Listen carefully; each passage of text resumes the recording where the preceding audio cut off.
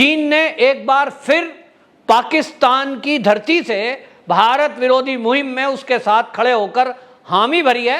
मामला था ओआईसी की मीटिंग का, जो कि इस्लामिक संगठन है, और इस्लामिक संगठन का जो पाकिस्तान के अंदर मीटिंग हो रही थी, उस मीटिंग में जो चीन के विदेश मंत्री हैं वांग यी, उनको इनवाइट किया गया था। और उन्होंने वहां बोलते हुए जम्मू कश्मीर के मुद्दे पर उन्होंने बोला, इस पर भारत ने कड़ी आपत्ति दर्ज करते हुए जो विदेश मंत्रालय के प्रवक्ता हैं अरिंदम बागची, उन्होंने कहा कि हम उद्घाटन सत्र में भाषण के दौरान चीन के विदेश मंत्री द्वारा भारत का अनावश्यक जिक्र किए जाने को खारिज करते हैं।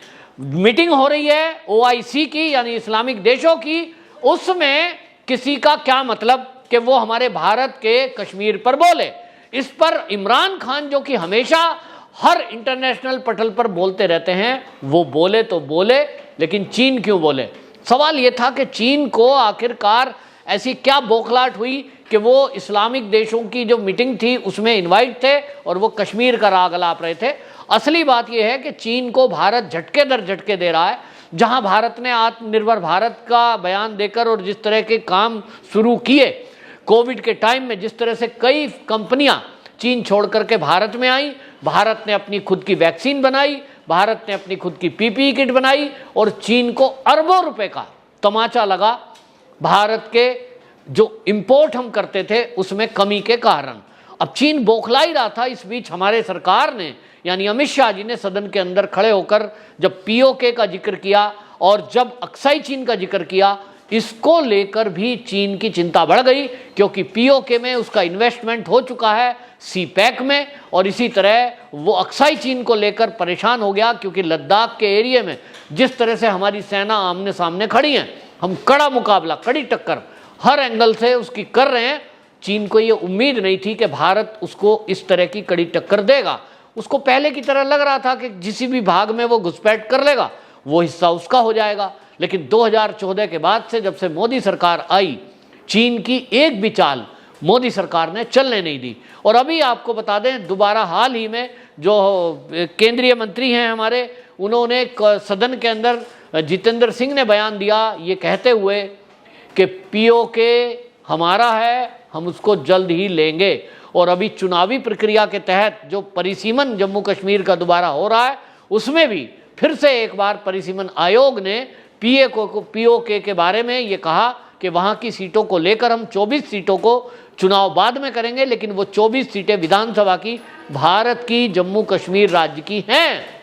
इस पर आपको बताऊं, चीन को दिक्कत हुई, लेकिन इसी बीच एक और झटका चीन को दिया हमारे केंद्रीय सड़क परिवहन मंत्री नितिन गडकरी ने। नितिन गडकरी जी ने बाकायदा एक वार्ता में बोलते हुए कहा कि अब जो हमारे देश के कैलाश मानसरोवर यात्रा के जो तीर्थयात्री थे, वो चीन में वीजा लेकर के 15 दिन से महीने की यात्रा जो करते थे, अब उस यात्रा में जो रास्ता था वो भारत सीधा बना रहा है।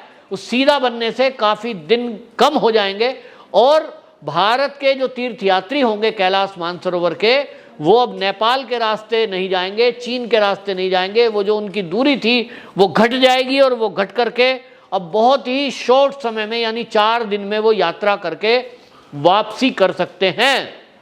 ये रास्ता है पिथौरागढ़ से, बताया है कि घट्टा बगड़ लिपुलेख सड़क, ये है, इसका निर्माण चल रहा है। इस सड़क को बीआरओ संगठन बड़ी तेजी से बनाने में लगा हुआ है। मोदी सरकार जब से आई है 2014 से, जितने भी हमारे बॉर्डर हैं उनको सशक्त करने के लिए ये बॉर्डर रोड ऑर्गेनाइजेशन जो है बीआरओ, उसके जरिए सड़कों को बनाया जा रहा है। और आपको बता दूं, पिथौरागढ़ से ये जो घट्टा बगड़ लिपुलेख सड़क है 95 किलोमीटर की सड़क है। इसको ऑल वेदर सड़क के रूप में बनाया जा रहा है, क्योंकि यहाँ जब बर्फ़ पड़ती है तो बर्फ़ के कारण से जो अगर कोलतार की जो सड़क होगी वो टूट जाएगी, और इसलिए इसको पूरा आरसीसी की रोड बनाई जा रही है, जो क्वालिटी वाइज भी काफ़ी अच्छी है। लेकिन सड़कों को, पहाड़ों को तोड़ने में काफ़ी मुशक्क़तें आई, लेकिन अब जहाँ हेलीकॉप्टरों के जरिए वहाँ मशीनें पहुँचाई गई, और बड़ी तेज़ी से जब ये सड़क बनेगी तो ये बताया गया कि जो यात्रा अब 4 दिन लगते थे धारचूला से नेपाल बॉर्डर और फिर उसके बाद चाइना बॉर्डर होते, नेपाल चाइना जो बॉर्डर है उसके होते हुए पहुंचते थे। अब वो कुछ ही घंटों में, यानी 3 से 4 घंटों में वो यात्रा पूरी हो जाएगी इस सड़क के पूरा होने से। इसके कारण जो चीन को आमदनी होती थी यात्रियों से वो अब कम होगी, ये भी एक झटका लगा। दूसरी तरफ इस सड़क के बनने से, क्योंकि जब बॉर्डर तक हम चाइना बॉर्डर तक और नेपाल बॉर्डर तक पक्की सड़कें बना देंगे तो हमारी सेना को पहुंचने में चंद घंटे लगेंगे। ये भी चीन के लिए एक झटका है, क्योंकि चीन अपना वर्चस्व स्थापित करने के लिए अपने सड़कें तो बना रहा था, रेल मार्ग भी कई जगह बना रहा था, लेकिन उसको ये उम्मीद नहीं थी कि भारत भी अपनी मजबूती इस तरह की करेगा। जब से मोदी सरकार आई है उसके बाद से बॉर्डर में सड़कें बनाना शुरू किया। इसके पहले जब कांग्रेस सरकार थी तो कांग्रेस सरकार के समय में जो चाइना से लगती हुई हमारी सीमाएं हैं वहां पहुंचने के लिए हमारी सेना को 4 से 5 दिन लगते थे, और इसीलिए ये चीन ने घुसपैठ की लद्दाख एरिया में। हमारे सैनिकों को वहां पहुंचने में समय लगता था, लेकिन चीन के सैनिक जीप में बैठ करके कुछ ही घंटों में वहां पहुंच जाते थे। और इसलिए मोदी सरकार ने जो तय किया कि हम चीन से लगती हुई बॉर्डर सीमाएं जितनी भी हैं हम सब पर सड़क और रेल मार्ग बनाएंगे। इसी कड़ी में अरुणाचल प्रदेश के अंदर सड़क बनाई गई, वहां नदी के ऊपर पुल बनाए गए। इससे चीन बौखलाया, उसको लगता नहीं था कि भारत इस तरह का उससे कड़ी टक्कर देगा। अब कैलाश मानसरोवर यात्रियों का रास्ता शॉर्ट करके ये नितिन गडकरी जी ने जो घोषणा की है, इससे चीन को आर्थिक रूप से भी झटका लगेगा और निश्चित रूप से उसको सामरिक महत्व की वो सड़कें हैं जो सेना के लिए बड़ी महत्वपूर्ण है, सैन्य के हिसाब से भी उसको झटका है। तो हर एंगल पर, हर प्लेटफॉर्म पर जहां चीन अपनी चाल चलने की कोशिश कर रहा है उसका मुंह तोड़ जवाब भारत की सरकार दे रही है। ये आपको बताएं, जो वांग यी उसके विदेश मंत्री हैं चीन के, जब ये इस्लामिक देशों के संगठन की मीटिंग में बोल रहे हैं जिनकी संख्या पूरी दुनिया में लगभग 1.5 अरब है मुस्लिमों की, वो अपने देश के बारे में वहां कोई जवाबदेही उसकी नहीं है, क्योंकि पाकिस्तान एक तरह से चीन के हाथों बिकाऊ है। वो ये सवाल नहीं उठाता कि चीन के अंदर जो उइगर मुसलमान हैं उनके साथ जो हो रहा है उस पर आप क्या कहेंगे। लेकिन ये चीन के हाथों पिट्ठू रखे हुए पाकिस्तान की मजबूरी कहें या उसकी साजिश कि वो चीन के जरिए अपने एजेंडे को आगे बढ़ाना चाहता था। लेकिन जैसे ही वांग यी का बयान आया चीन के विदेश मंत्री का, भारत के विदेश मंत्रालय ने इस पर आपत्ति दर्ज की और इस पर बाकायदा बयान जारी किया कि चीन को कोई अधिकार हमारे देश के अंदरूनी मामलों में बोलने के लिए नहीं है। वो अपने देश के बारे में बोले, वो पाकिस्तान पर बोले, लेकिन भारत का जो राज्य है जम्मू और कश्मीर हमारा है, हमने धारा 370 लगाई थी, हमने हटा दी, ये हमारा अंदरूनी मामला है, इसमें बोलने का कोई अधिकार नहीं है। इसी तरह आपको बता दूं ये बौखलाहट है, लेकिन बौखलाहट असली है आर्थिक रूप से झटका देने की जो चीन को भारत सरकार लगातार दे रही है।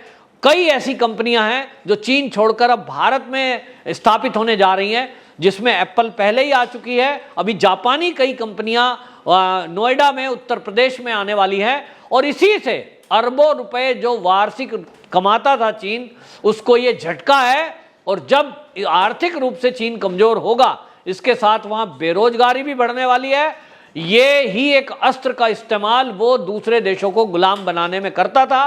भारत के अंदर भी वो जो इन्वेस्ट कर रहा था, जो कंपनियां चीन लगा रहा था, उसके पीछे मंसूबे यही थे कि भारत को वो आर्थिक गुलाम बना ले जाए। लेकिन हमारा सौभाग्य है कि हमें मोदी जी जैसे प्रधानमंत्री मिले और 2014 में जो सरकार आई उसने देश हित में फैसले लेने शुरू किए, जिसके कारण चीन बौखला गया है। और अब चीन को लग ही रहा है कि भारत की सेना जिस तरह से उसको कड़ी टक्कर दे रही है, वो अब पीओके और अक्साई चीन वापस कभी भी ले सकती है। तो चीन की बौखलाहट है और इसलिए वो इस्लामिक देशों के जरिए भारत विरोधी अभियान में शामिल होना चाहता था, जिसका विदेश मंत्रालय ने कड़ा मुकाबला करते हुए उनको मुंह तोड़ जवाब दिया। वंदे मातरम।